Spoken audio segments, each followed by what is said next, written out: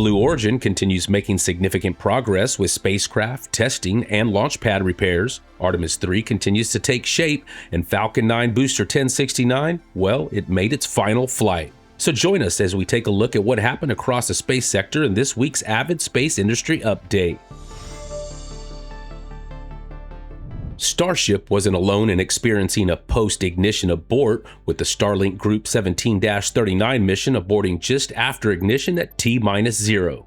It didn't take long for the operations team to fix the issue, and the mission successfully lifted off the next day, flying on Booster 1082 for its 23rd flight to place 24 satellites into orbit.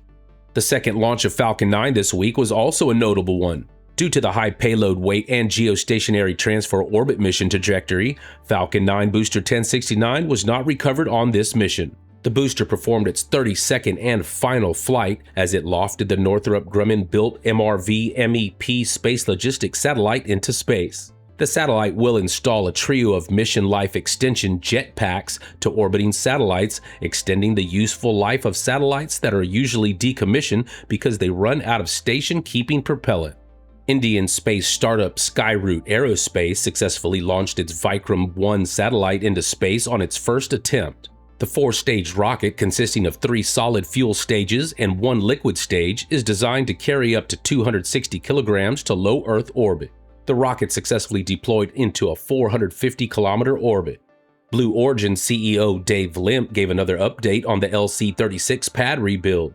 The pad's launch table, a 2 million-pound piece of hardware that holds down the rocket for launch, was lifted out of the trench to be inspected and recertified for flight operations. A bit of housekeeping at Blue Origin's Cape launch facilities saw the new Glenn second stage static fire jig brought to the turning basin, where it was parked next to the Ares-1 launch mount. The company's Blue Ring spacecraft is now ready and safe to power on as the company moves ahead towards its first operational flight of the utility spacecraft bus. Blue Origin has signed an agreement with NASA Stennis to use Test Stand B for New Glenn's second stage hot fire testing. Future upgrades will take the second stage up to 4 engines, and the larger test stand will aid in its development. Rocket Factory Augsburg's RFA-1 rocket was fully integrated and rolled out to the launch pad at Saxford Spaceport. The rocket and ground systems will be tested together, culminating in an upcoming static fire test. Relativity Space was expanding its production capacity for Terran R rockets on the Space Coast, with new facilities and investments being made for the Florida factory complex. All 4 of the RS-25 engines for the Artemis III mission are now in Florida, ready and waiting to be installed on the SLS core stage.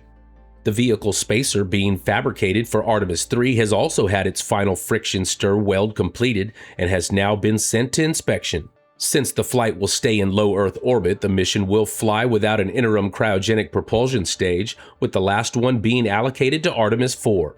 The liquid hydrogen tank for the Artemis IV mission recently left the manufacturing building at Michoud and headed to the test building for checkouts.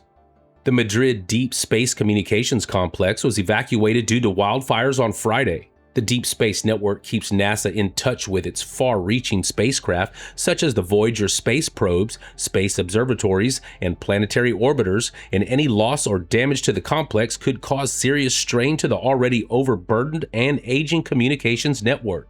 Fortunately, ESA Director General Joseph Ashbacher was able to confirm on Saturday morning that the station was unharmed. Although at the time of the post, the station remained offline and ESA did not have physical access to the station, all personnel were confirmed to be safe and accounted for. Later in the day, preliminary inspections revealed that there was no significant structural damage to buildings or antennas. And finally for this week, Launcher's E-2 Block 1 engine, an under-development rocket for vast space, has begun engine endurance testing. This campaign is designed to take the engine above and beyond its design service life to see when and where it fails.